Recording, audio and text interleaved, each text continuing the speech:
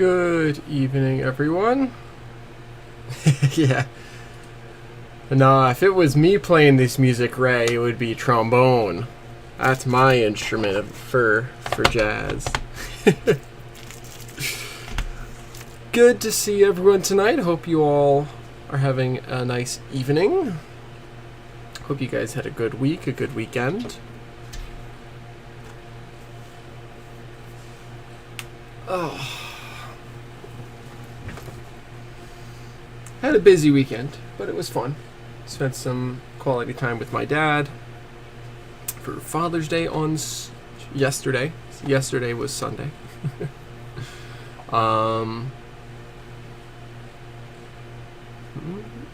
Spent some time doing some train stuff, running some T-track, and then just generally was busy. So it was good to kind of have a relatively chill night tonight, coming from Paul's stream earlier this evening to us here now. But as you can see, I have quite the assortment of things here. Actually, I've had these brushes for probably about a month or so now, but they are very nice. I need to do this because the music is very loud on my end. There we go. Alright, so yeah, I've got I've got a lot of projects here. Yes, some things that are not N scale. You are correct, Paul. So we'll start with talking about that quickly. I don't know if we're going to get to that tonight, but we will start with discussing that. So you may remember probably a month or so, no music. Okay, let me... Is that any better, Paul? Hopefully. Oh yeah, I'm going to assume that is a little bit better and hope. But so, you may remember about a month or so ago. Perfect, thank you, good to hear. About a month or so ago, maybe a month and a half, I was working on this Alco S2, putting this Blue Nami in it, and there just was not really enough space in here, unfortunately. I got everything kind of wired up nicely, and I just could never get the shell to go back on right. And this was for the club at the Hyde Park train station in Hyde Park, New York.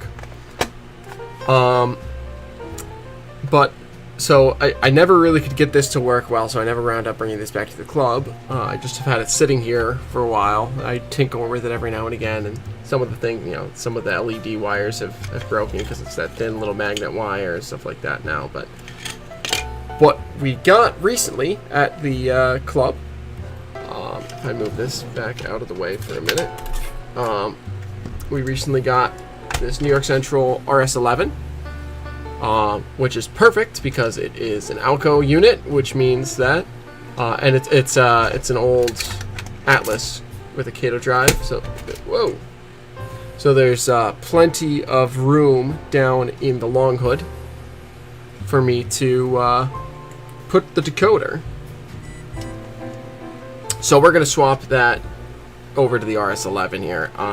As you can see, the light bars there. I'm just gonna have to trim the light bars to attach the LEDs down at the ends so that I can have all this space inside the long hood for the decoder board and all the wiring and everything like that. But this should be a much more comfortable fit for this decoder. And I'm going to still try and convince the club to get a second decoder, just a wire harness decoder. That way I can, just a little chip with some wires coming out of it, so I can still put a decoder in the S2. Because I really want this to be used on the layout. I think it's a great little locomotive. It's got, the whole chassis is metal, so it's gonna be a great yard worker for when we eventually work on the yard on that layout. But until then, it's more important that we have road power. So not only is the decoder going to be a much more comfortable fit in the RS11, it's also going to be more used. It's going to make more sense because it's a road switcher. It's supposed to be out on the road. The only issue with this is because we got this second-hand We have a broken sill. So what I'm going to do is get some 2-part epoxy and just get that stuck back together. So that'll be... Excuse me. That'll be all good. But I don't know if we're going to get to that tonight. That's maybe next... I don't know. I've got some stuff I want to... Exactly, Garrett. It looks like someone tried to use some super glue and it didn't quite hold, so I'm going to use some 2-part epoxy, and that should absolutely get that stuck back together. And there's a small crack on the opposite corner right here that's starting to form, so I'm just going to epoxy it up. Like I said, Paul, yeah, it looks like... Here, if I take this back off, it looks to me, at least, like someone tried to glue it back together, and it just didn't quite... Like, I see some shiny residue in there, which to me looks like super glue residue. So I was just planning on doing epoxy, just to be certain. You know, if I did it right, super glue would probably be enough, but this is not for me. This is for the club, and I don't know who's going to be handling it in the future and who's going to be doing whatever. So, I was just gonna go whole hog and get a 2-part and do it right, you know. That way it's not my problem if it breaks in the future. It's you know. But so that's, like I said, that's gonna be maybe a next project. I've got a couple projects here first that we're gonna try and do some work on tonight. We've got the pen. I'm going to work on the Penn Central boxcar that we started weathering last week with the washes, because I think I've got a nice start on that, and I'm going to get that a little bit more weathered and get that to a place where I'm happy. Exactly, Garrett. It's exactly what I was thinking. It's just, I'm just not sure how the future, like, what's going to happen with that locomotive in the future. So I'm going to do it extra. But so we got the Penn Central boxcar here, and you may notice we have a bare locomotive frame here. And that is for an Alco FA. This is one actually that Paul got for me. Thank you, Paul. Bought for me and delivered to me at Ops Till You Drop. So you may have noticed in the thumbnail there's this green Tupperware container. This is where I've got some isopropyl alcohol bathing this locomotive shell. So we're going to kind of clean. It's been bathing for about an hour and a half now, so we're going to try and get some of the factory paint off of that and prep it for paint. Unfortunately, I was hoping that I would be able to get this prep for paint and painted before stream tonight, so we could put these decals on. Let me open these up, and these just arrived today. Let me grab my X-Acto. But these are, Paul got me an ABA set for a very nice price, which, again, Paul, I very much appreciate you picking these up for me. But these are going to become, you guessed it, New Haven units. So I've got, oh, don't want to show that. All the decals here for New Haven units. So we've got the orange for if I want to do a green unit, which I think I might do the B unit as the hunter green, and then I've also got I'm going to do probably both A units in the orange, the warm orange, with hunter green along the roof line. One B short, yeah. Eventually I'll have to get another B because New Haven ran a lot of ABBAs. And then you can sing Mamma Mia all you want. But, So I got these decals. These arrived today. Like I said, I was hoping to be able to start applying them tonight. Unfortunately, that's just not how the cards played out, because I'm still waiting on my Hunter Green. That'll be arriving in the mail tomorrow. I do have my True Color New Haven Warm Orange. I've settled on for my New Haven stuff just using True Color because they seem to have some really accurate colorations based on the ones that I've picked up so far. So I've just kind of settled with them for now, and now that I know how to spray them nice, I'm confident enough in my ability to do that I'm just going with them. But before we get into any of those projects that I just talked about, I want to follow up on what we were talking about towards the end of Paul's stream, which is our freelance connection that we're working on. So yes, I think it was yesterday. Paul went ahead and yes, we are. Paul went ahead and shot me a message about. I'll talk on that real quickly, Garrett. So what I figured out is about 15 to 18 psi on my brush, and 50-50 mix. It's 2/3. That's what I did. I did 2/3 paint, 1/3 True Color thinner. So I got a whole bottle here. Where is it? My desk is kind of a mess at this point. So I gotta uncover it here. I've got so many things. Adam, Topaz, good to see you both. Welcome in. I was just about to talk about my freelance connection with Paul. If I can just quickly find, there it is. Yeah, I got a 2 ounce of the TCP 15-2, and I do 2/3 paint, 1/3 thinner. So 2 parts paint to 1 part thinner. And spray it, like I said, spray at 15 to 18 psi, and that seems to have worked well for me. That was how I did my RS2 for which I brought with me to the NERPM and got some good compliments on that, and it went on nice and flat, or not nice and smooth, and I don't know, that's what worked for me. Paul, you may have different experiences, but that's what I found works really well. So, but before we get into those projects, like I said, the freelance connection. So last night Paul messaged me, and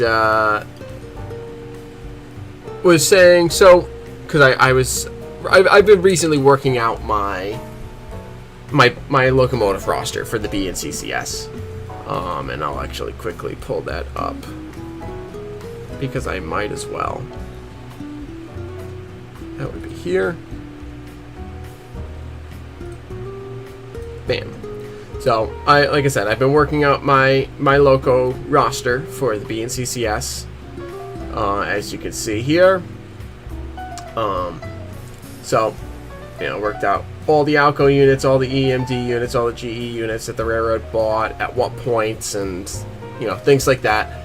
And I happened to have in here, well, originally I had in here just SD40-2s, and that the railroad bought 2 SD40-2s and 70, I think I originally had 77, and I've pushed that back to 76.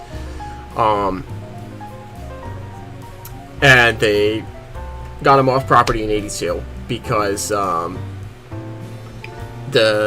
I decided that the B and CCS is going to be a pretty much exclusively 4-axle road.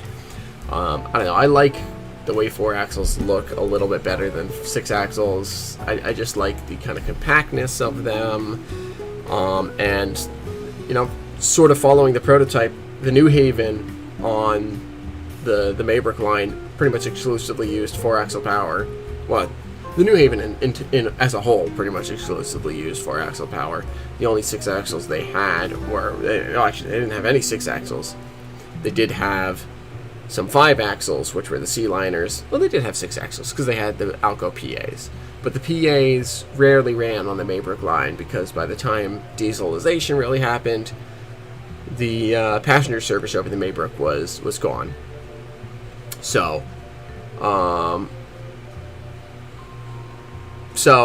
just with some of the curves and some of the grades, they just decided that 4-axle was the way to go, and I'm just sticking with it.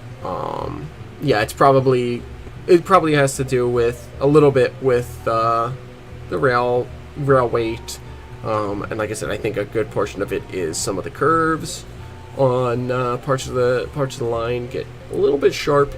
So 4 axles it is, but the railroad in the 70s decided they wanted to try out some 6-axle power, and so they went ahead and got a pair of SD40-2s, which became the first locomotive that I ever got and painted for the BNCCS. So if I go ahead and do this, and I got this locomotive way back when I first started working on the BNCCS, probably 7 years ago now, something approximating that. I was in high school, and I didn't really know what I wanted to model yet. I was kind of thinking that I was going to model out west. So when I very first started developing it, the BNCCS became this fictional subsidiary of the Union Pacific, somewhere out in the West Coast or something like that. And so I picked up SD40-2, and this locomotive was that locomotive. It was the first locomotive I ever painted, which is this guy right here. This was a C&W early style 40-2, and I developed the BNCCS paint scheme on this locomotive. This is the only locomotive left that I have that's 100% brush painted. Nothing was airbrushed on this locomotive. It was all done with a hand brush and some very nice masking, and a hell of a lot of patience. But because of that, this locomotive has always held a special place in my heart. I'm going to eventually renumber it to what I decided the railroad's numbering of the 40-2s are going to be, but the number that the locomotive came with was 6858. That was the C&W number that was on it, and so I just kind of stuck with it and numbered this BNCCS 6858. And it is, like I said, because it was the first thing I ever painted, it holds a special place in my heart. I did some things on this that I decided not to go with for most of my fleet, things like the blue fuel tank and blue trucks. And I think if I ever redo this locomotive, I probably wouldn't do that, but we got that. The shape of the paint scheme actually came from the C&W paint that was on there, because the first time I painted this is, I think, the third paint job that I did on this locomotive. The first time I painted it, I literally just went over the C&W colors with the green on the roof and the cab becoming the red, and the yellow becoming the blue. And then I decided to add in orange striping to separate the two colors, because I thought, that looks kind of nice. And actually, if you go way back on my channel, you will find pictures or videos with this locomotive in its C&W scheme, and videos just after the very first time I painted this. So this locomotive I want to keep. I don't want to get rid of it. It holds a special place to me. I've got a sound decoder installed in it. I've weathered it down. I actually do want to clean up a little bit of the weathering. It's a little too heavy, I think. But this was really a test locomotive for so much, and I've become very attached to it. So I decided, all right, well, the BNCCS has to have the 40-2s, but they didn't like them, so they sold them off. But it all happens within the time period that I model. That way I can still run it.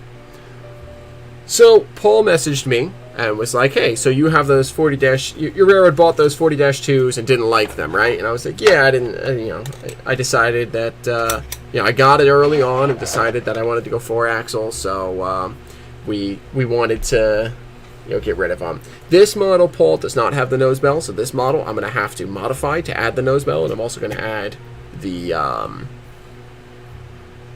beacon light on the roof.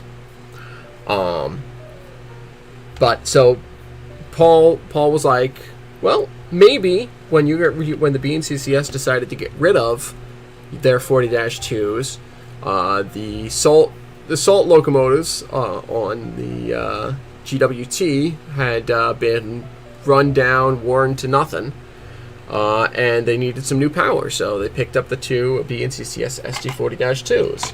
And for a little while they ran patched and then eventually got repainted. And by the time Paul models in 05 for the GWT, those locomotives will then be well worn on the GWT, worn bare to the point where the GWT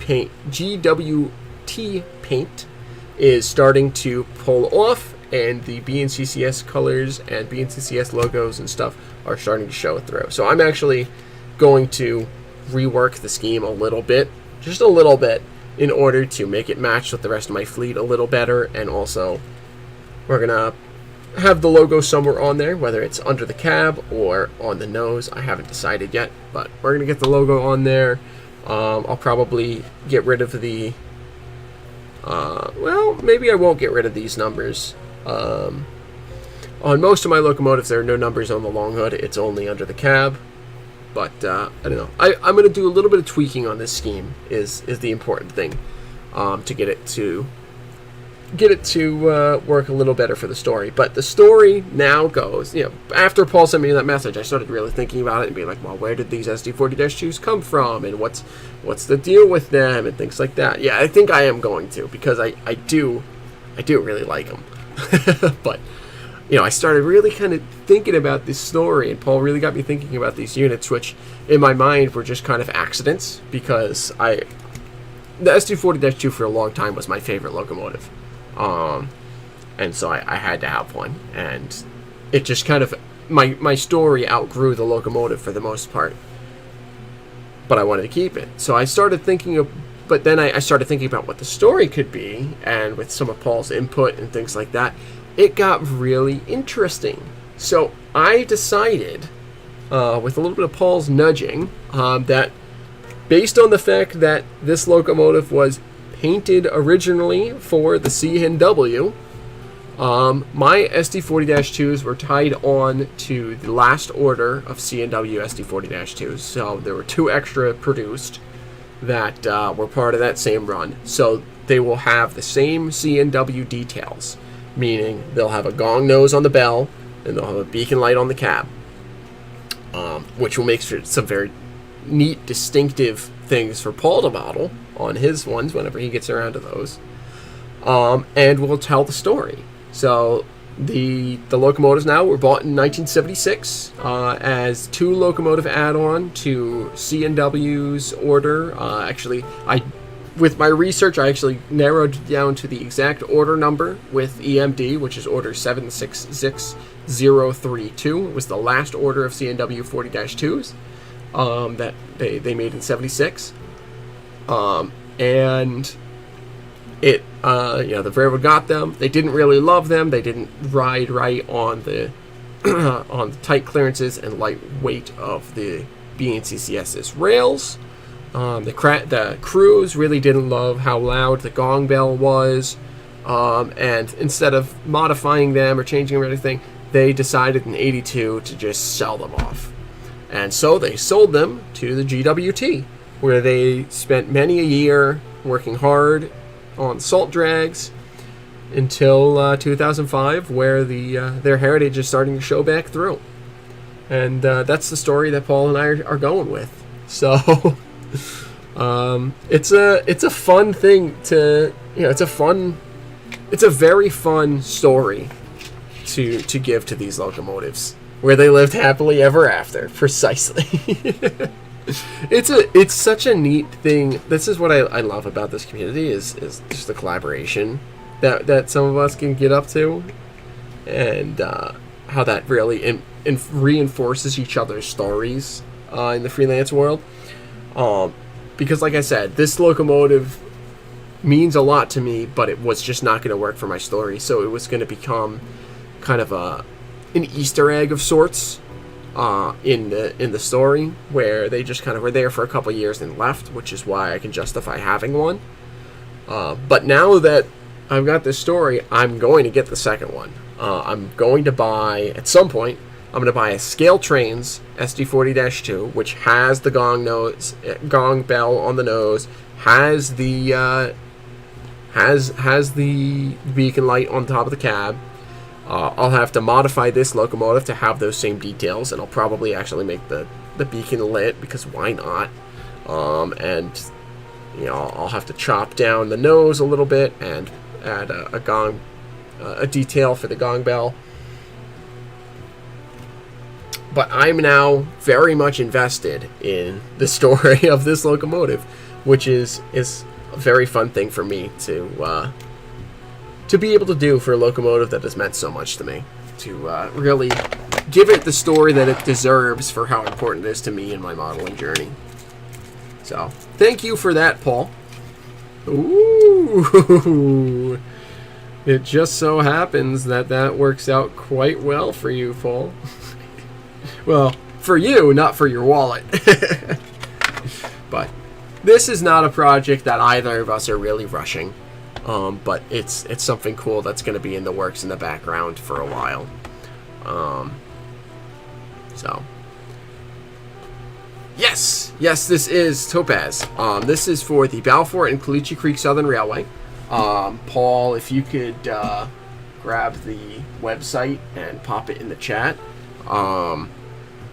It is in the link. It's linked in my channel description, I believe. The website for the BNCCS. But basically, I'll give you the very short story. The BNCCS was formed in the early to mid 30s. Thank you, Garrett. Early to mid 30s.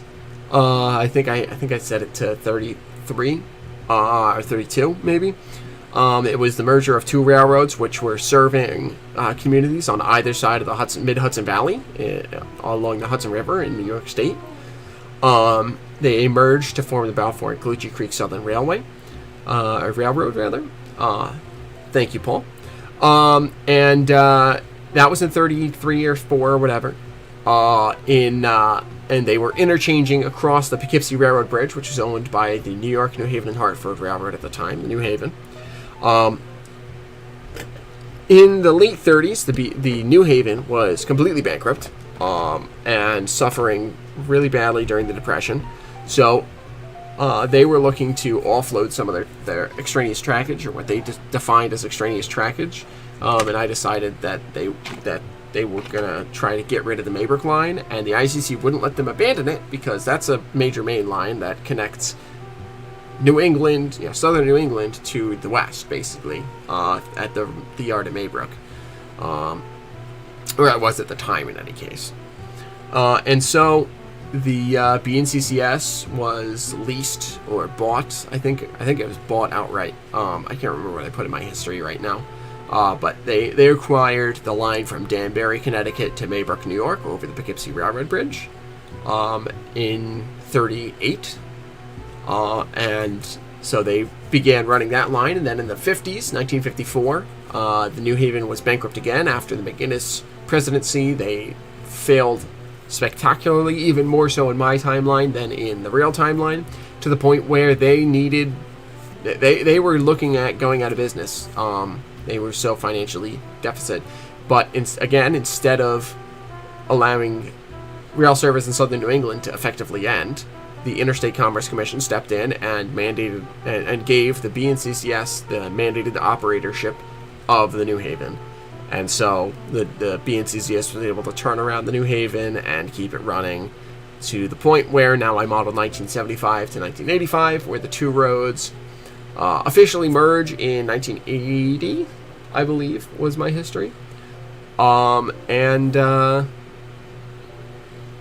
And yeah, and so they're running, doing financially quite well into the 80s.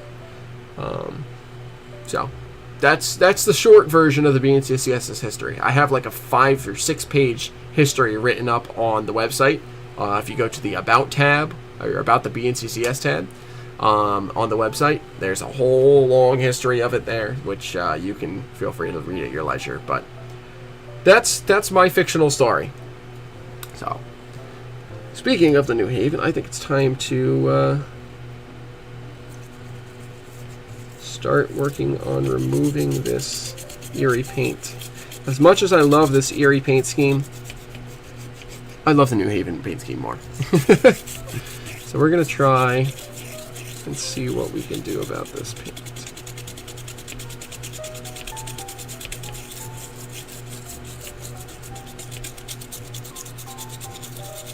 Wow, this paint's really on there.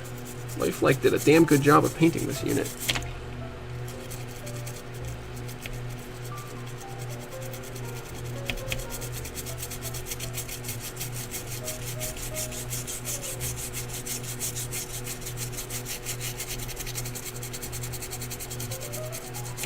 So I typically use 91%. In this case, I was on 91 and I really wanted to start this, so I used whatever was left of my 91 and then 70.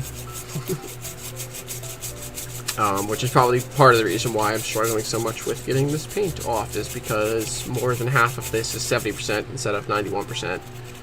91% usually I have very few problems. It's going to be a bear to get off. Ah, I see.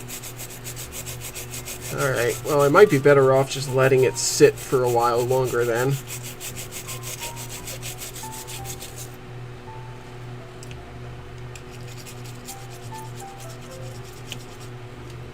If you say it's going to be a pain to get off, Garrett, I might just let this... We might put this project on the sideline for tonight.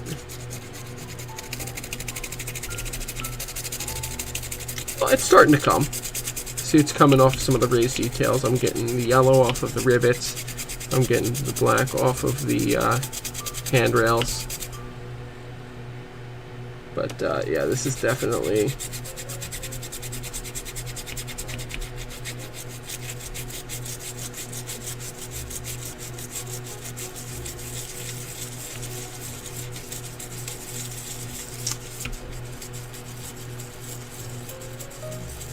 Oh boy.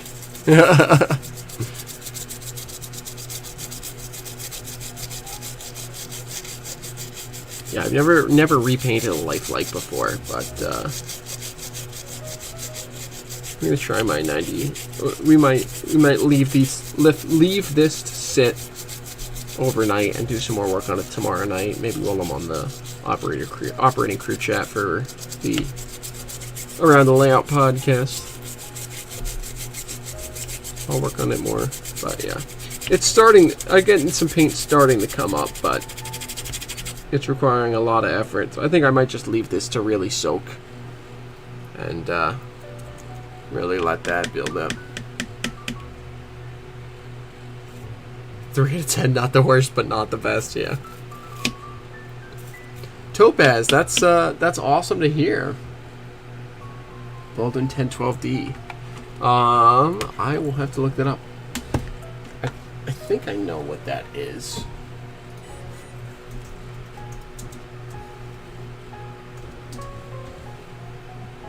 Yeah, it's a little tank guy.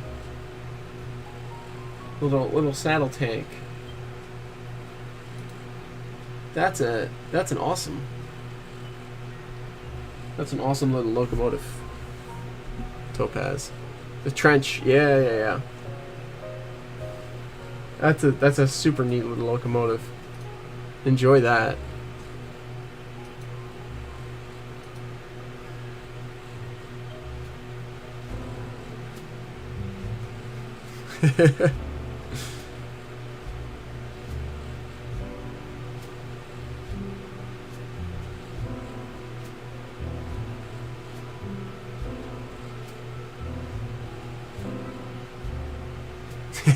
Paul. Yeah, there is some irony in this. that the Erie just won't go away. What I might do is just work to get as best as I can, and then just primer over it, do a couple layers of primer over it, and then go from there. But yep, custom painting is definitely a world where experience means everything. I was very pleased with how this wound up coming out eventually, but actually, you know what? I'm gonna do it. I'm gonna share the cringe. I'm gonna share the cringe. YouTube.com/nscale train boy. We're gonna mute it because I hate hearing the tiny voice. Yeah, that's true. That's true, Paul. I might see if I can get the decals, all the graphics off. But right, let's scroll way back in time. I'm gonna share the cringe, but it's important for me to share my process, my unpainted Cray SW9. I would say at least put a coat of primer on it, Topaz.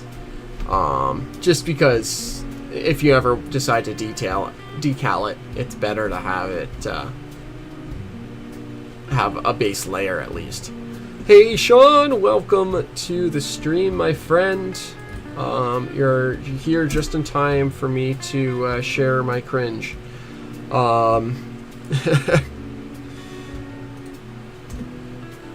So this is one of my earliest videos. Well, not one of my earliest videos, but it's pretty rough. But let's see if we can jump. I turned the sound off because I can't. Yeah, you could do a pale gray primer Topaz. But it's just a good thing if you ever decide to start decaling or anything. It's just nice to have. Oh man, this is a rough video. There it is. There is the first ever B and CCS paint scheme. And here you can see that Union Pacific influence. It's a ST9043 Mac there behind the 40-2. And wow, it is out of focus. Oh, whoops, I forgot to do this. There we go. Now you can see what I'm talking about.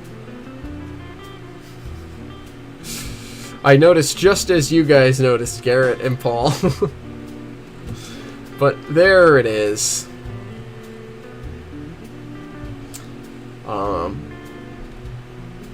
There is the very first B and CCS paint scheme with the Union Pacific SD90 behind it. And I think the train just stalled. Yep, the train just stalled on a Bachmann switch. There's another paint scheme that I did, which I think I'm going to abandon. That was for one of the subsidiaries of the B and CCS, and I just don't think it's worth me really developing that. I think it's fine for me to leave it in the story, but it's just not worth. Maybe at some point when I have the time and the energy. But you can see here, this was the very first time I did any paint. It's kind of rough. You can barely see because it's so out of focus. But you can see I literally just directly copied the lines off of the CNW unit. Every bit of green became red, every bit of yellow became blue, and I decided to paint the undercarriage because I'm not sure. I'm not sure why. There's the SD90. There's that other freelance. Like I said, Paul, when I have a little more time, when I have more BNCCS stuff actually painted up, I would be happy to have a locomotive or two painted for this subsidiary because they were merged in the 60s, late 60s, early 70s maybe. I can't remember off the top of my head. when I put in the timeline, but it was somewhere. It was close enough that I could definitely have a unit or two still painted and maybe patched. But this is, here you can actually see some of my earliest weathering work. I did some patch outs on this tank car, some very light weathering on these cars.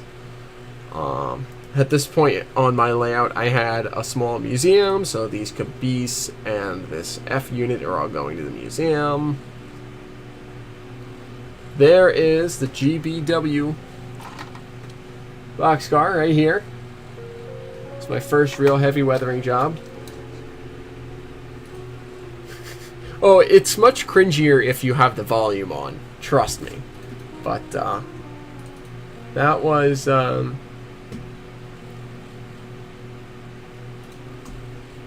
my early YouTube era.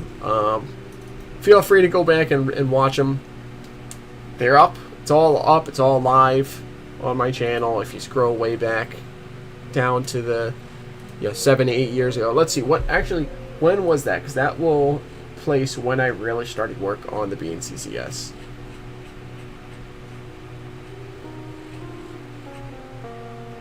That video was 9 years ago, which means it has probably been about 9.5. Oh boy. That's dangerous, giving you all access to that. Garrett, have a good one, my friend. Rest well.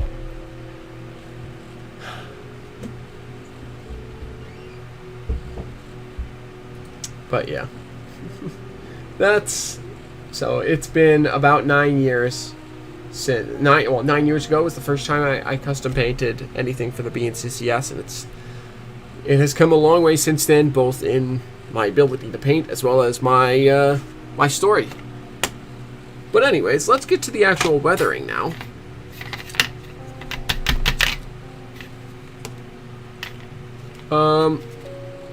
We're gonna work on this Penn Central car. I have to actually figure out how green screens work. Yeah.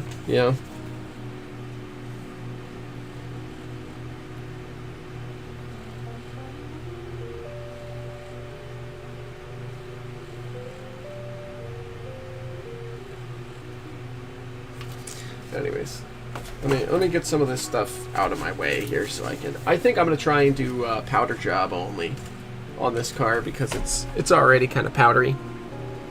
And I think I'm gonna try these new 6 that I've got. These are more similar to how I got the washes from last week from my club, as they were trying to get rid of stuff. I got these from there as well. These are basically unused pastel sticks, so we're gonna give them a go. It's a good mix of earth tones here, so we're gonna see what we can do with these. And kind of vibrant, which is nice. I did have a reference photo, if I can find where it went.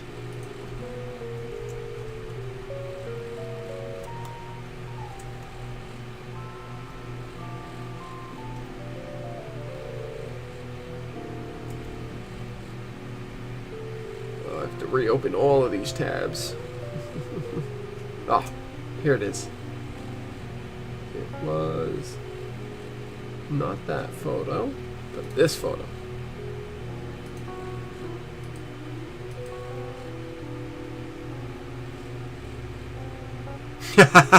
I mean, I'm always down for a good New York slice. If you want to give it a go, Paul. I'd have to look at what pizza places are in the area. I'd have to find a good one for you. Cause I've never really, I don't spend a ton of time uptown. I've spent more time in Midtown Manhattan and a little bit downtown, down towards Chinatown, because that's where my girlfriend and her sister were staying, respectively. Alright, so we are going to go with this as my reference. But yeah, I would absolutely bring you to grab a slice of pizza. I got to talk to you about the timing on that. Pressure is on. Oh boy. All right, let me pull this up. Whoops. That's the wrong thing. That's the right thing. Copy the image address. Paste it. Close it. So this is my reference photo for the evening, and full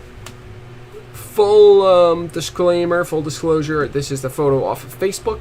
This is from Bob Fallowfield's Galt sub, an HO scale model of, the caption here is "Worms in the Woods, an empty PC XM, now under the auspices of Conrail, trundles through bucolic Beachville, Ontario, en route to home rails at St. Thomas." So, this is, that's where this reference image comes from. Go check out Bob Fallowfield's Galt sub. Looks like some great modeling work. But this is what we're using as a reference for the evening, roughly. I looked and looked and I couldn't find any good reference photos of weathered red worms, which is what this has. But we're gonna go with it. So, what do I need? I need my. Where did I put my X-Acto down?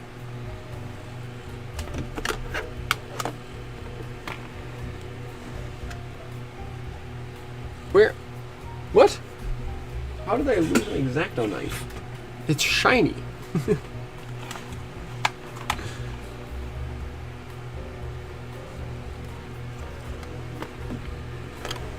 I swear, I am the king of losing things. Bleecker Street is, yeah, down at Bleecker, they do have some pretty good pizza. At the end of the day, Paul, like I said during that discussion in your server, different strokes for different folks. You're allowed to like the pizza you like. I just love some good New York style. New York style thin crust is where it's at for me. Where on earth did my blade go?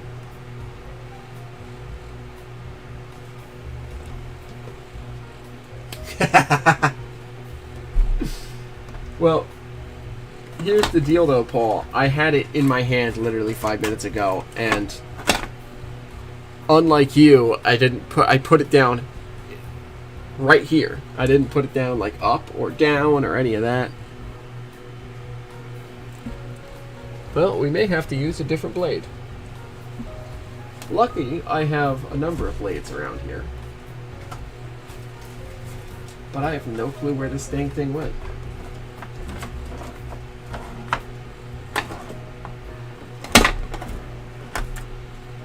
That is true. That is... You are right about that, Paul. That is true. Oh, hey! Found it. The lifelike box was hiding it from me. Mission accomplished, I guess. I don't know. Alright. Process. Okay, so first thing I'm gonna do, I'm gonna try and lighten this this red P. So if I go back to my color wheel, red is opposite of green, right? Yeah. So I am gonna get a little bit of this green, and I'm also gonna get this yellowy, this like off-white almost here.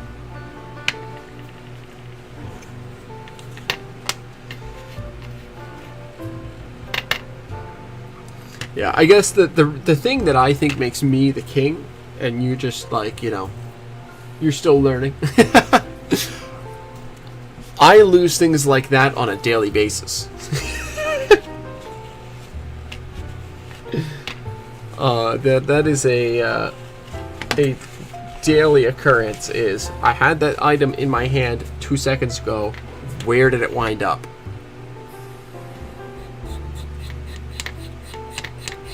Get this kind of yellow, white.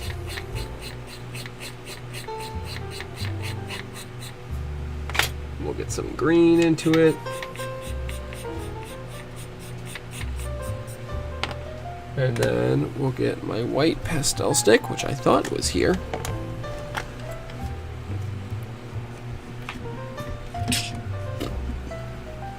Unless I put it back in the other. No, I didn't put it back. No, I didn't put it back. Yeah. That is true.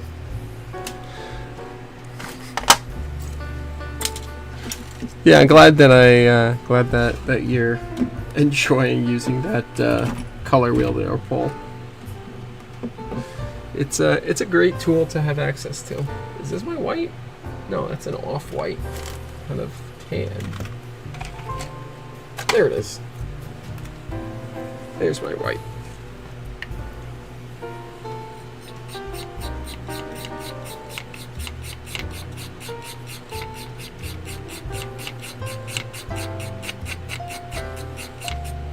There we go. Okay. Now we're going to use one of my fancy... Yeah, the names... Some of these color names are pretty fantastic. We've got Azure Afternoon. We've got Pool Party in the blue-green. That's always a fun one. Blackberry Bliss. Gorgeous Grape. Petunia Pop. Whoever comes up with color names, man, that's one of the most fun jobs that there has to be out there. I swear.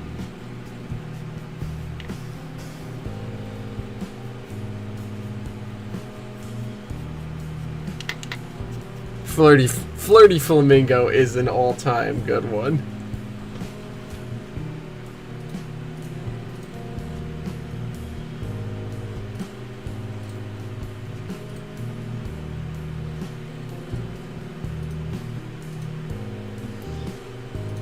What are some of the other great ones on here as I'm mixing this? Needs a little more white in this, okay.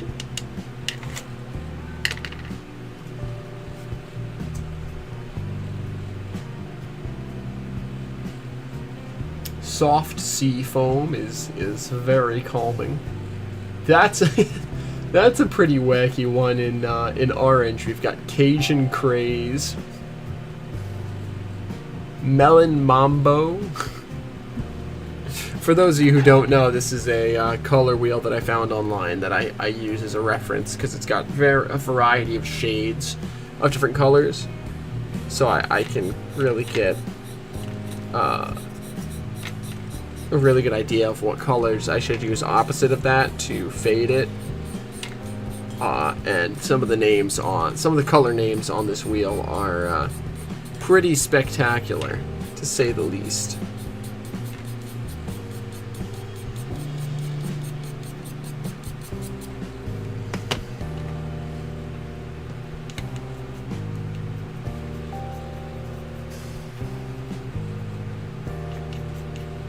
That's pretty good, I would say. It's a nice minty green almost. Almost like a spearmint kind of green.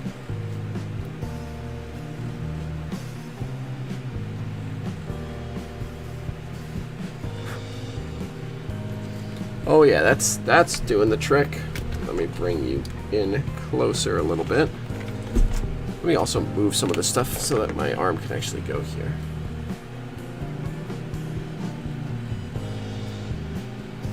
Oh, beautiful. Great news, Topaz. That's awesome. I love it when that happens, when you just kind of perfectly match like that. It's such a good feeling. You're just like, yes.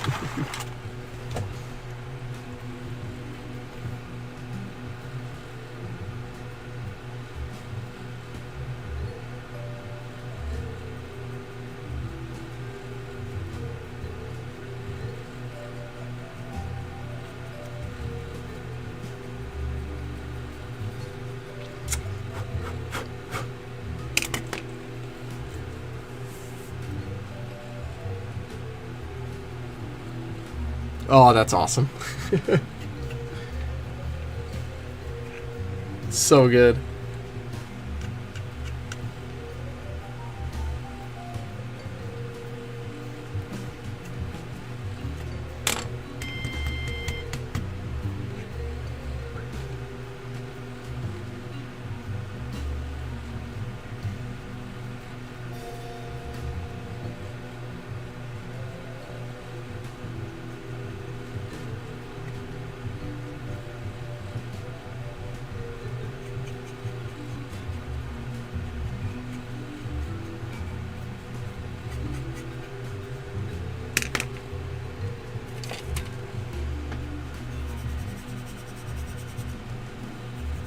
Clean up around the edges.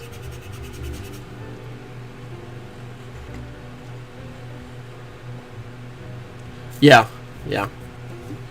I agree with Paul.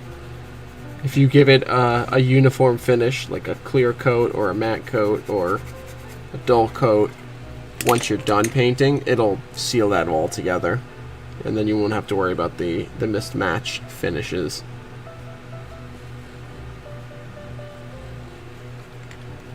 I'd say that's pretty nicely faded.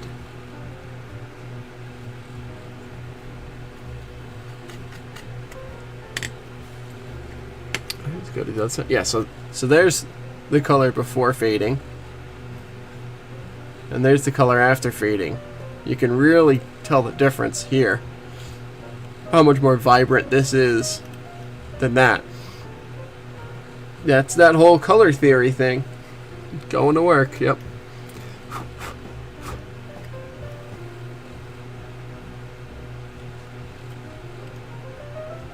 Yeah, I'm very happy with that. All right, let's get this this P. Let's get the red worm done.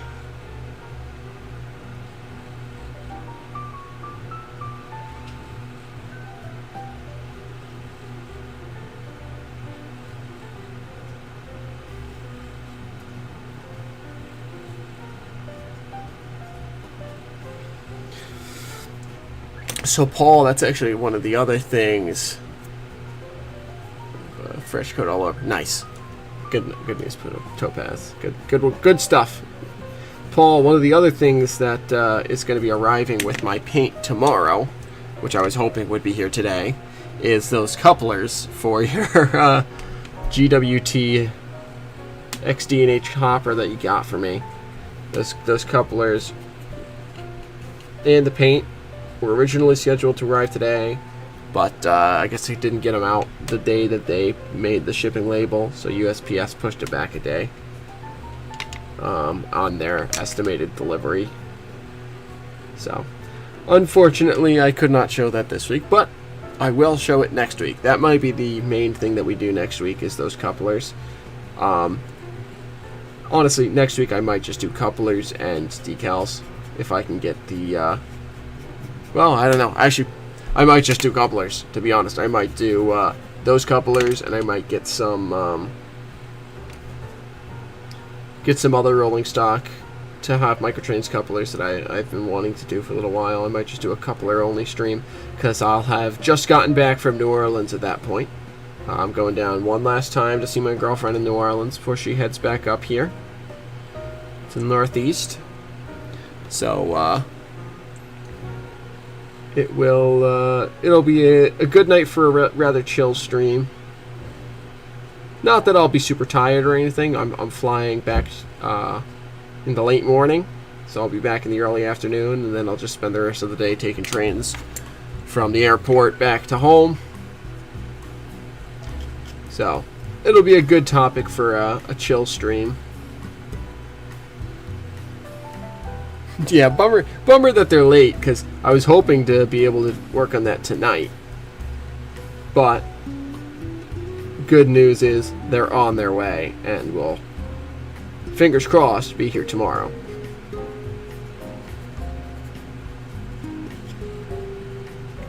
As long as USPS doesn't confuse me for Dawn Iris, we'll be all good.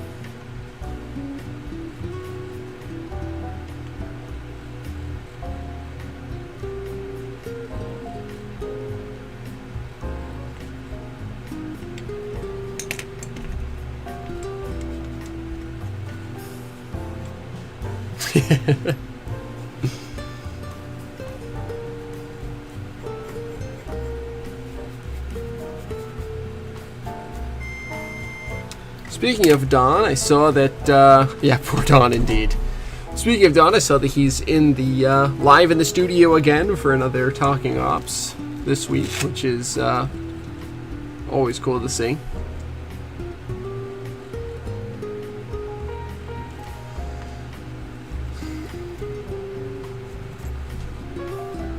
Okay, I think that's, well, let me do one more coat.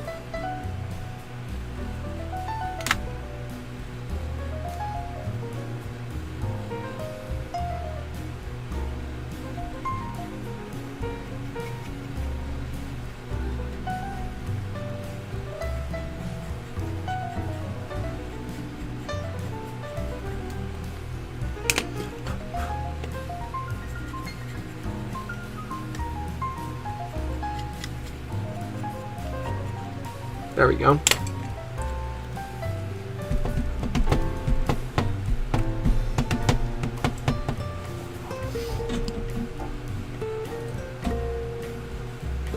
Okay. So now that that's done, go ahead and clear out the palette for some more other colors. So we'll start with, let's see, what do we want to start with for tonight?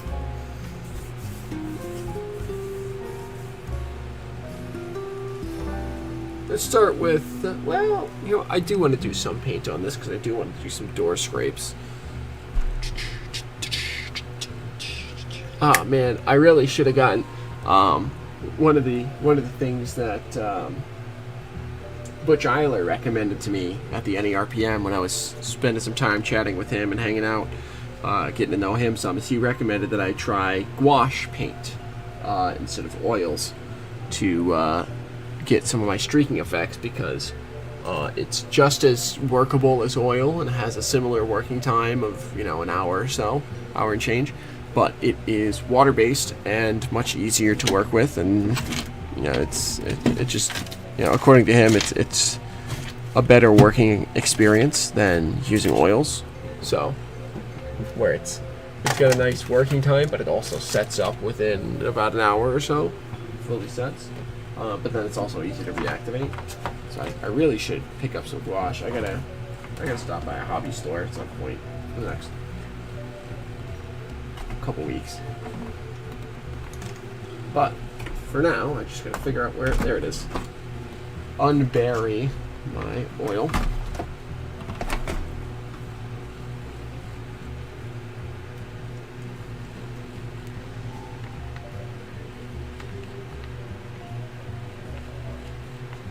There we go. All right.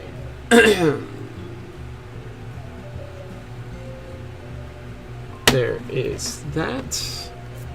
Let me quickly rinse off this brush.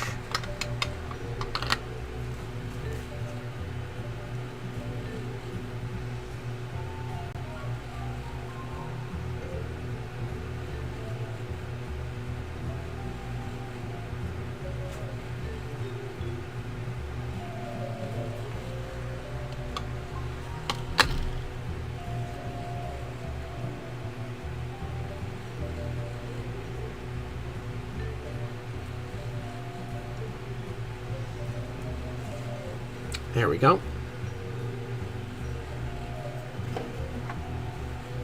Alright, I'm going to use a finer, well, order of operations. Yeah. I'm going to go with one of my finer point brushes here. This is a really nice set of brushes, by the way. I think I got this from, these are the FlexiFile Professional Series Ultrafine Brush Set. So right now this is a 10-0 brush. They've got a 10-0, a 5-0, 4-0, 3-0, and 2-0. So the 10-0 is the finest. So actually, let me go with the 5-0 instead of the 10-0.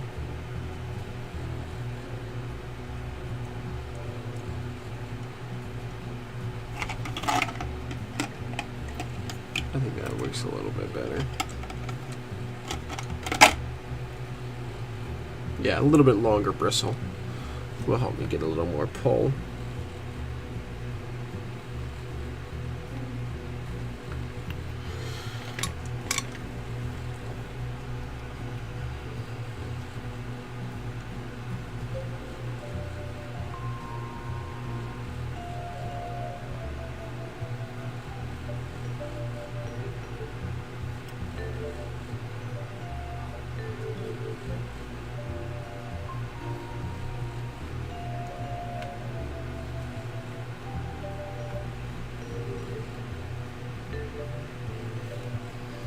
There we go.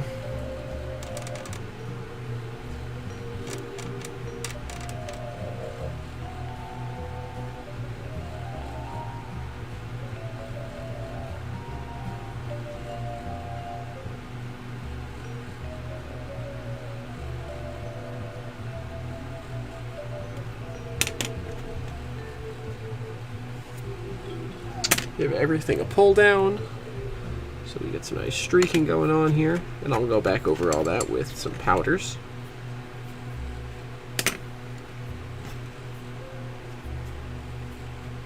And now I just got to go over all those streaks again along the top so that we get some good origination points.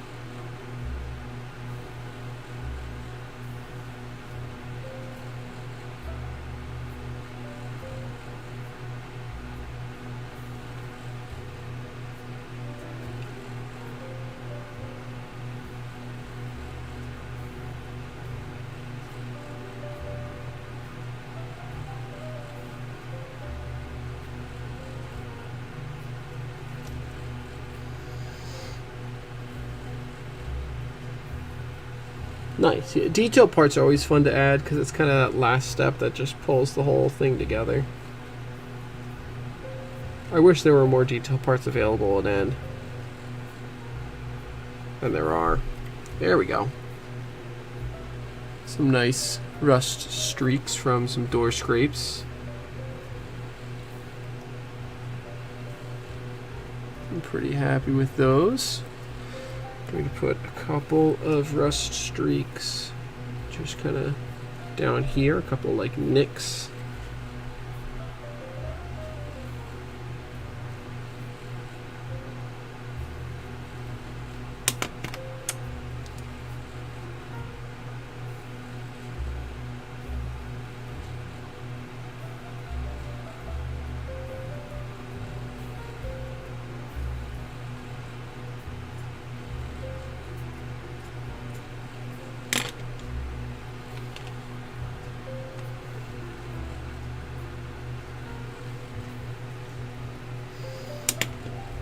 That's pretty good there, although I do want to pull this one a little more.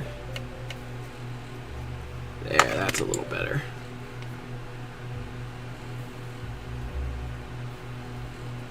Need to find that nick.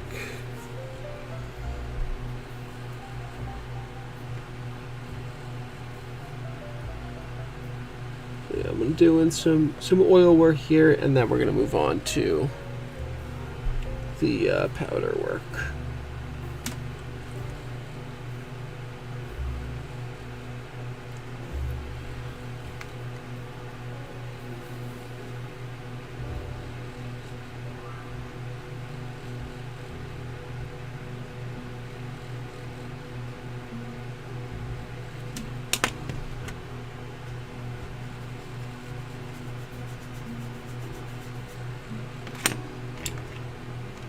I'm gonna go ahead and try and hit just some of these barely visible ribs here.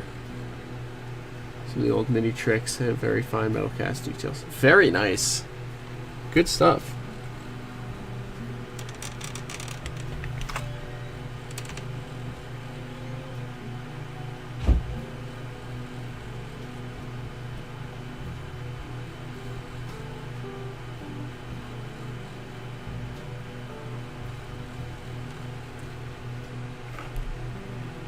So yeah, I'm going a little bit heavier than is visible in this photograph, in this model picture here, but it's because I like a little bit heavier.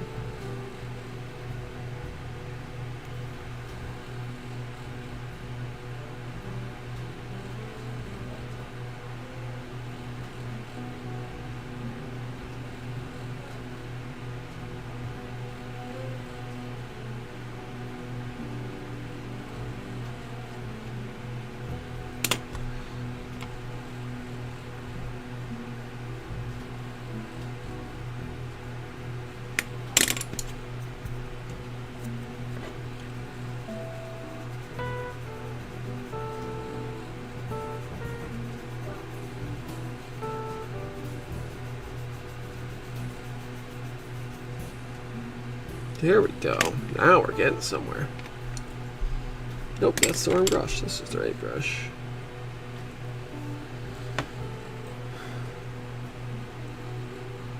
Bars in the coal bunkers had spaces, and between the vent lines and the cabin lines. Topside take the wow, this is cool. I wonder if it's I wonder why that is. Huh. Very neat though.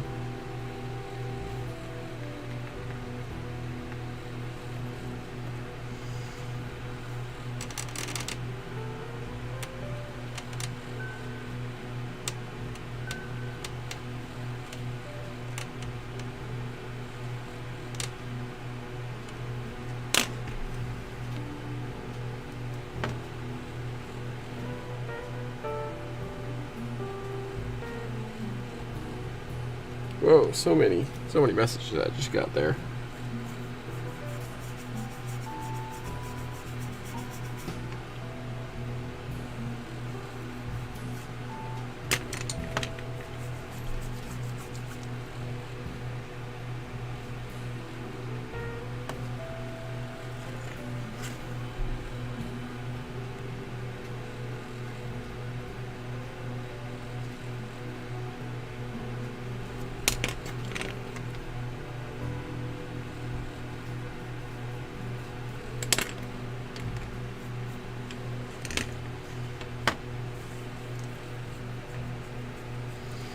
So that's what we're working with now.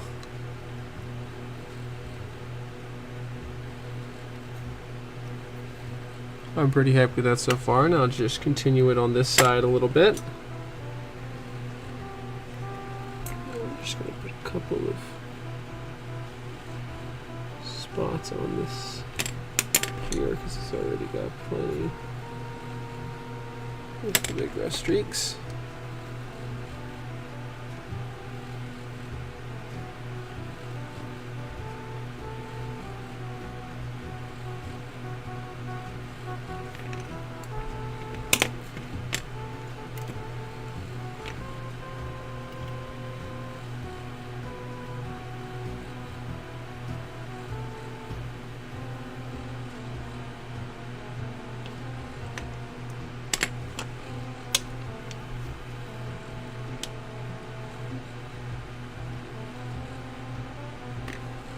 Also going to do this and then really wipe most of that away just to really set the base for that streak line there.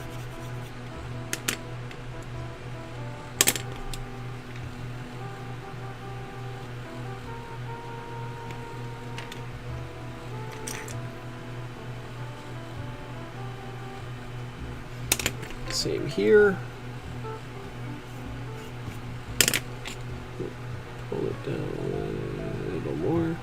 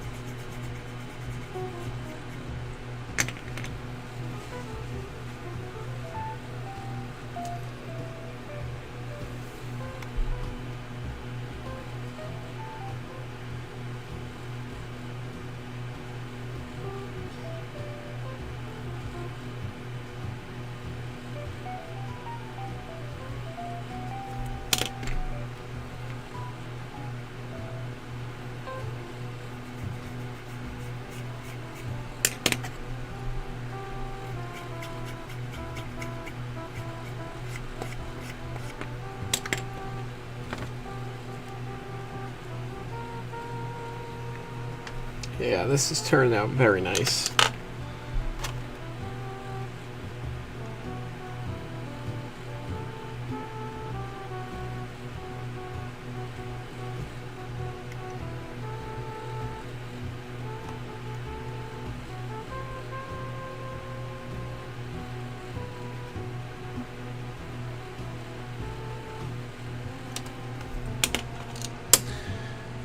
So Paul, I'm not sure if you're still here, but I remember when I first got this car, you were very excited to see how it was going to turn out.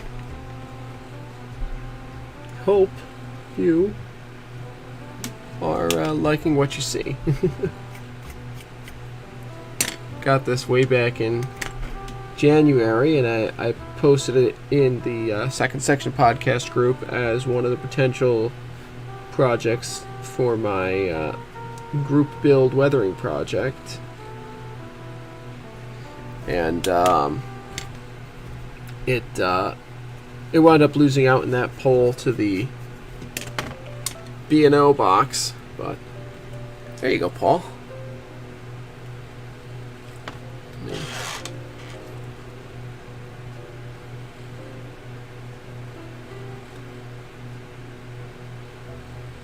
There it is. And I'm going to fade some of some of these lines out a little more as well.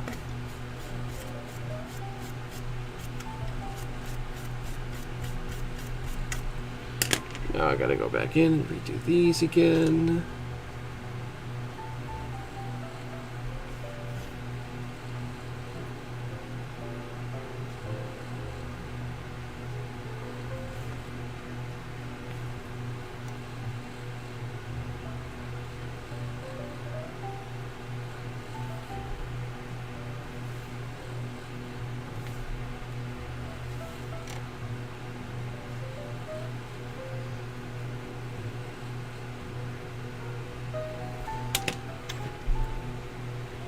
Glad that you're enjoying, Paul.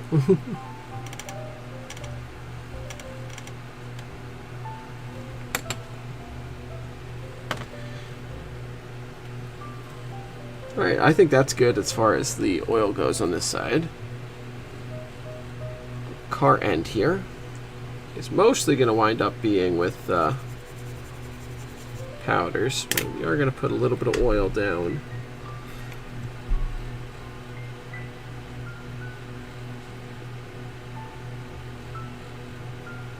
On the top sides of some of these ribs.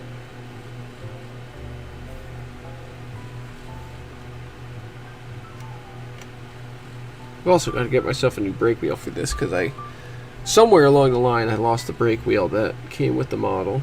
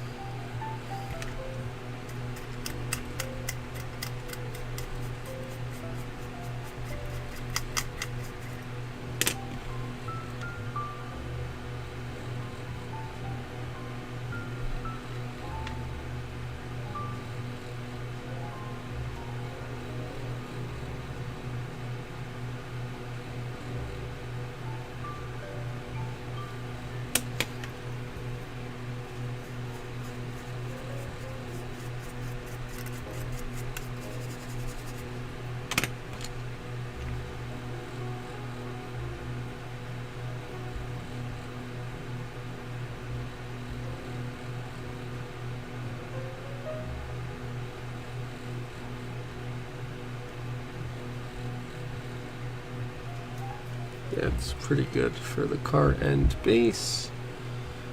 So the other car end while I'm thinking about it. Oh, we got a lot of leftover white here. Alright, we're going to have to cover some of that up.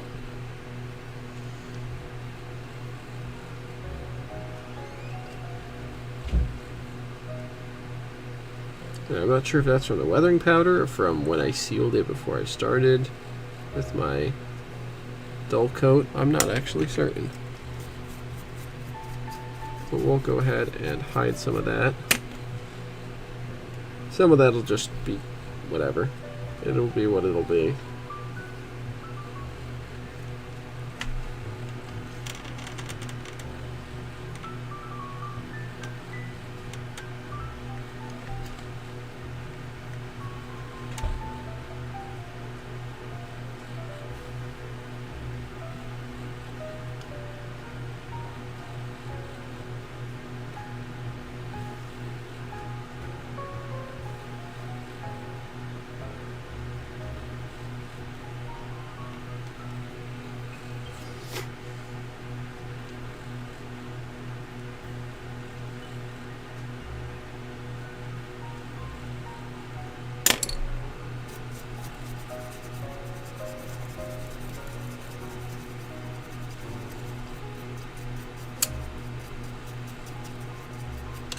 There we go. At least that muted some of this white.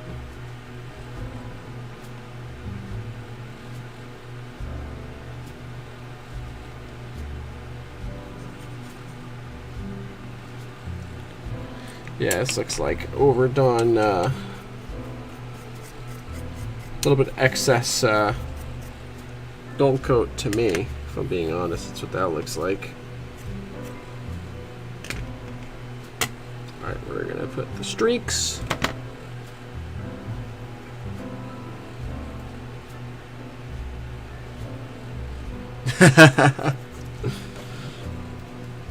Nice.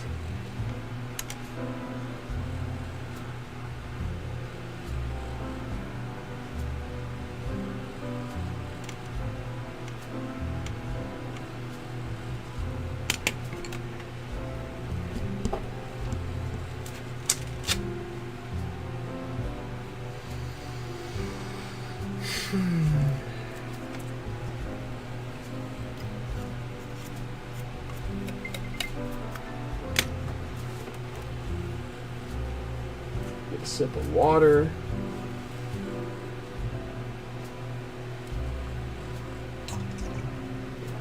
Remember to stay hydrated, folks.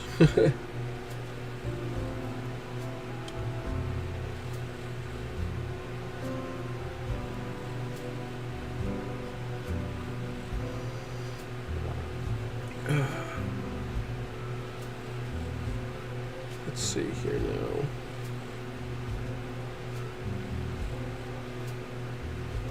Anyways. Okay.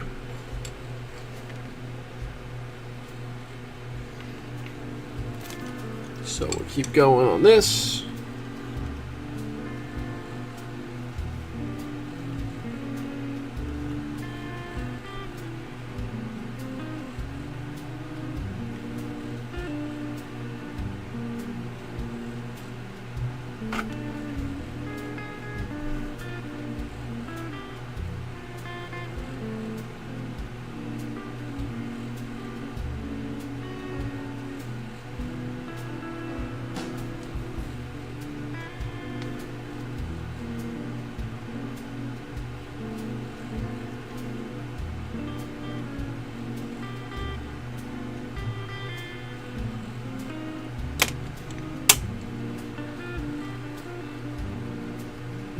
Push this paint down.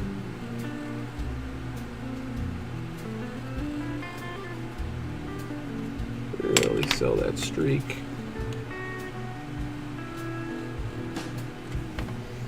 There we go.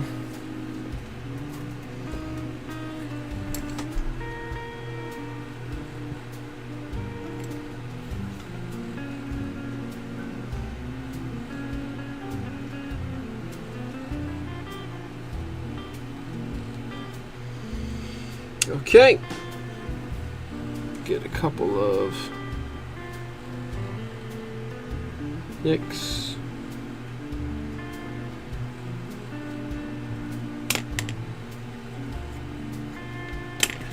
Pull those vertical.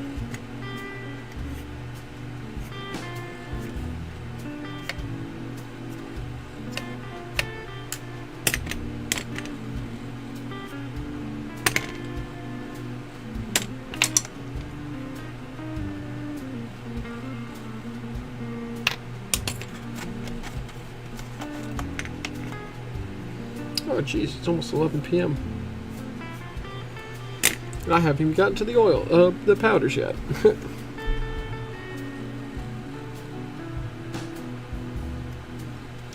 This might turn into a continuing project then.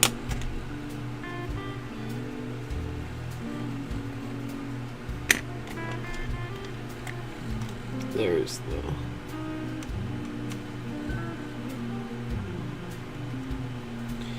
Try and finish up at the very least the oils tonight.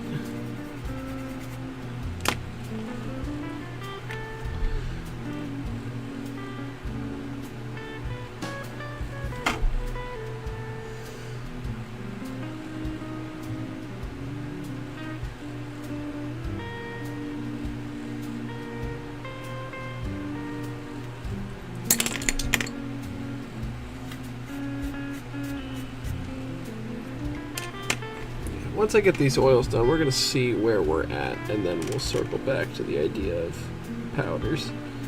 Even though I initially said this was going to be a mainly powder job, once I started doing the oils, I really liked how it was coming out.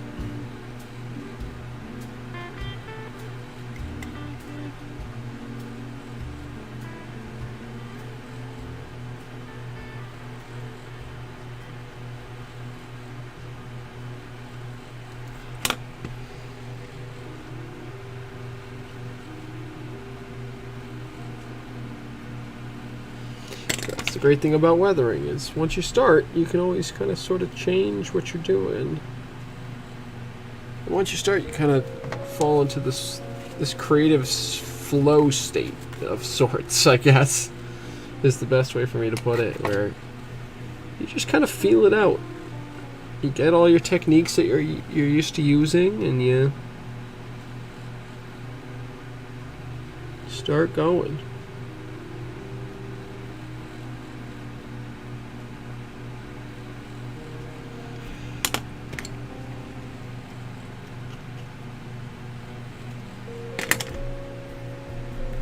Oh, absolutely, Paul.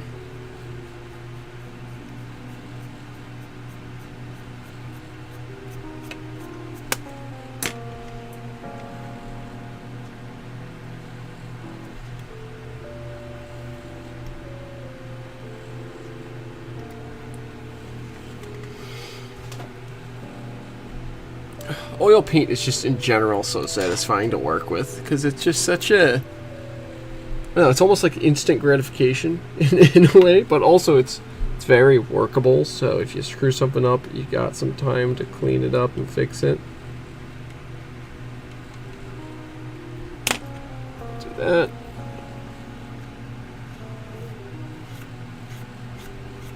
A nice pull.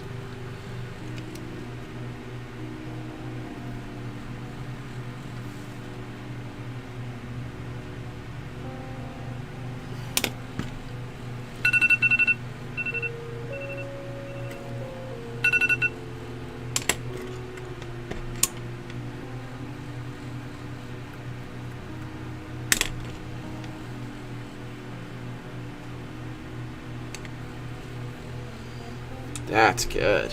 All right. We're really getting somewhere now.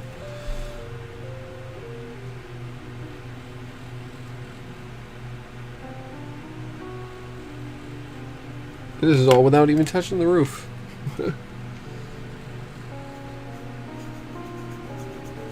Honestly, the roof is one of my favorite parts of the job, and I'm not really sure why. Maybe it's because it's something that sort of tends to get overlooked by some people. But I've gotten pretty darn good at doing roofs.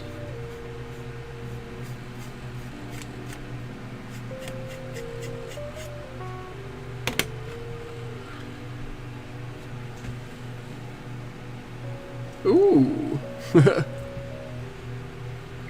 Well, like I said earlier, Paul, no rush to do this. Like I said, I still got to rework the paint scheme a little bit and get it to something that I'm satisfied will work well for the story.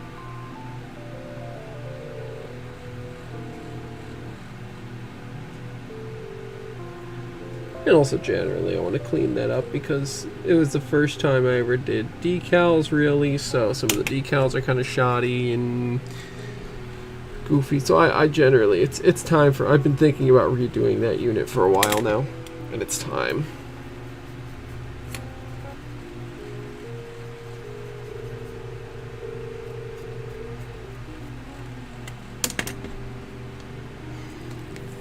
But yeah, if you see a good deal, absolutely grab it. You can always hold on to it until you have some time.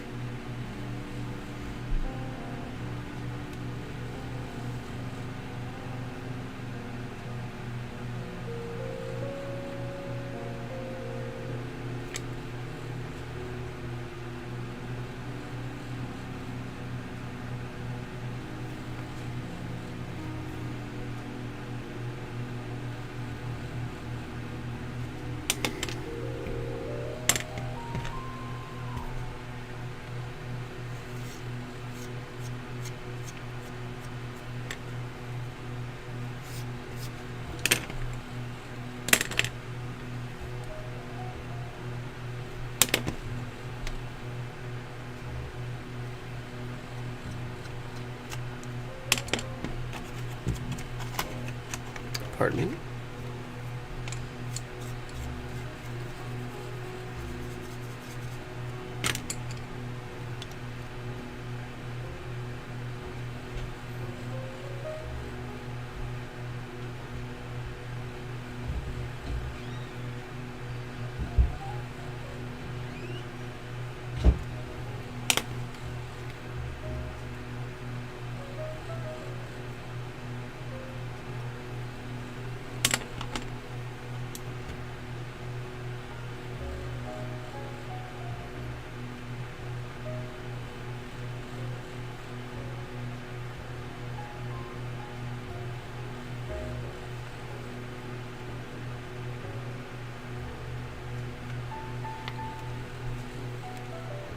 Oh man, I just put my hand right into my puddle of oil paint. Really scrub down my hand now, get all that oil off. I went right into that puddle on the corner of my palette.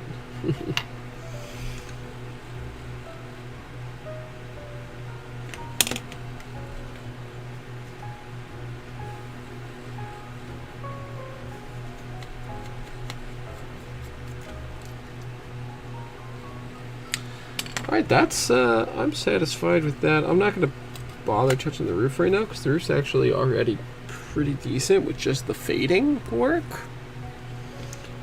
You know what, I'll go for it while I'm here. I'll just hit some of these roof ribs.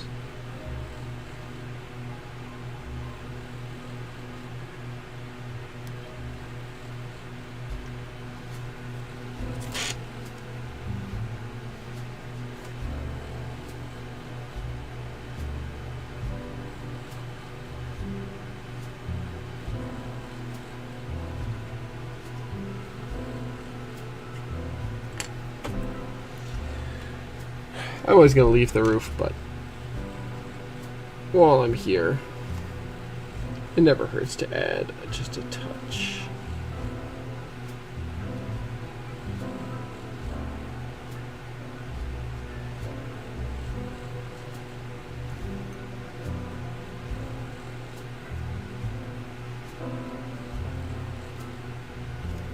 Especially these raised ribs. Those guys chip the paint like it's nobody's business.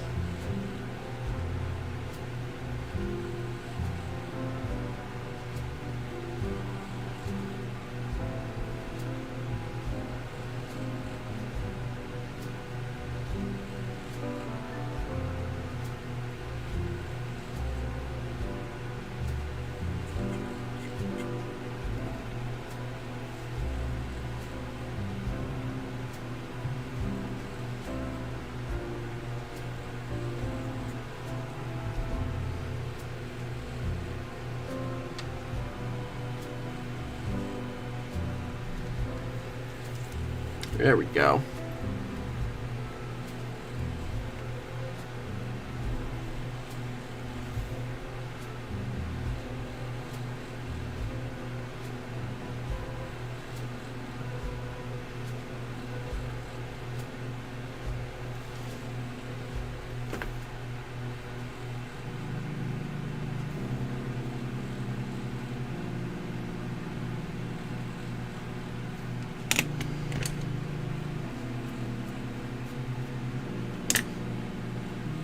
There we have the roof.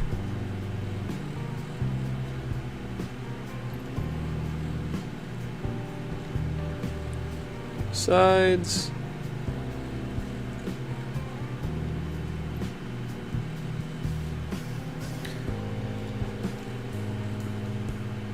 So we are pretty good, honestly, with this car. I think I'm gonna. Oh, actually, I want to do a little bit of rustering on some of these panels of the doors.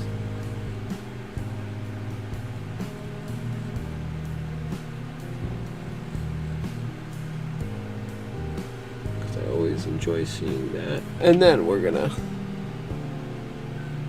probably call it for tonight, and we'll do the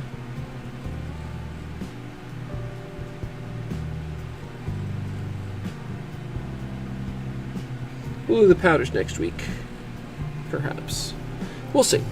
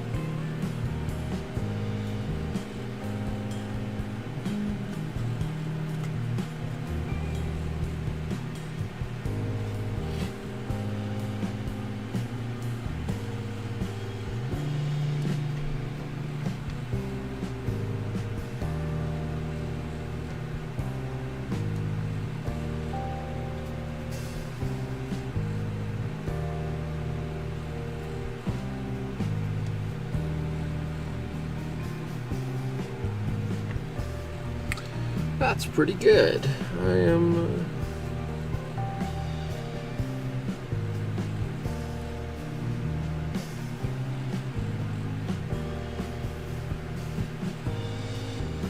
pretty much satisfied with that. I think we'll leave it there actually for tonight. I think I've decided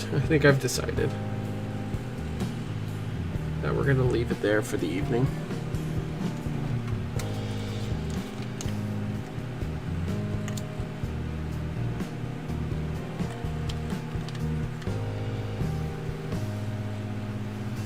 So let me just wash off this brush. I'll quickly show off all of my work again. All the work that I did tonight on this car.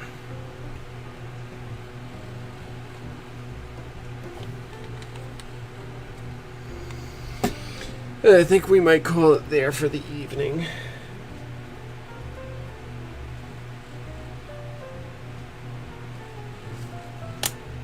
Here we have... Let me try and get the glare off of the car. No, just put a big old shadow on it.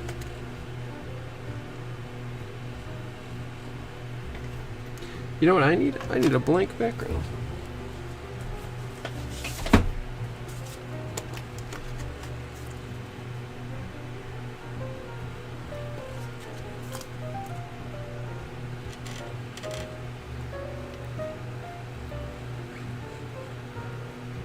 So there's that side. There's this side. I really wish I could get this camera to focus. Unfortunately, it's autofocus. It's not good at micro scale. It's better at macro scale focus. Yeah, that's pretty good.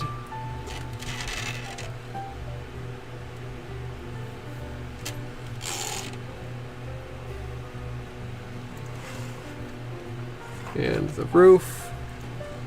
Oh.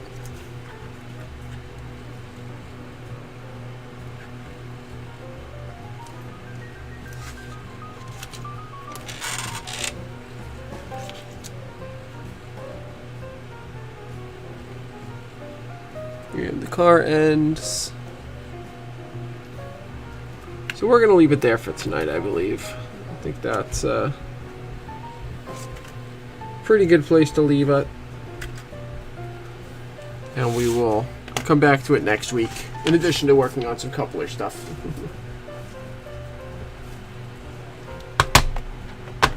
So I think I'm gonna wrap the stream there. I didn't even get to the powders, which is what I was gonna try and get to tonight, but I did get to the powders a little bit because I faded the P with the powders. But I'm very happy with how this car is coming out. It's I think it's a really good balance of heavy weathering without overdoing it, which is something that's very easy to do. I might go in and clean these streaks up a little bit, but I'm pretty happy with them overall. So that's gonna do it for me tonight, folks. I hope you all have enjoyed. I hope you all have a wonderful evening. If you're new, I appreciate if you hit the subscribe button. I'm going to be working on 4 videos upcoming now from Island Ops. Those are next. And then after Island Ops videos, I have a video from what's his name? Fred Gemmel's Pemmiba Valley and Western, which is no.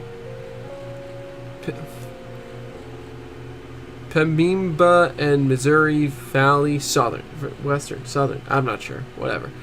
Another great N-scale layout way up near Plattsburgh, New York. Based on North Dakota, of all places. Another really great layout that I had a great time operating on relatively recently. So, those 5 ops videos coming out.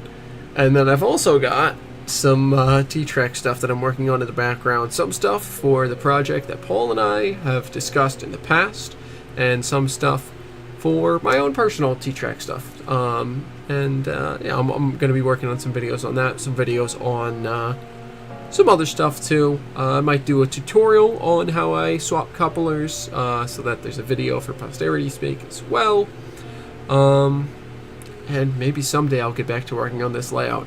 Who knows? But in any case, hit the like button if you enjoyed. If you want to see more content from me coming out, subscribe. I always appreciate seeing new people around. So yeah. Without any more to say, thank you all so much again for watching tonight. I hope you have enjoyed all of my madness. And I will see all of you folks on the next track.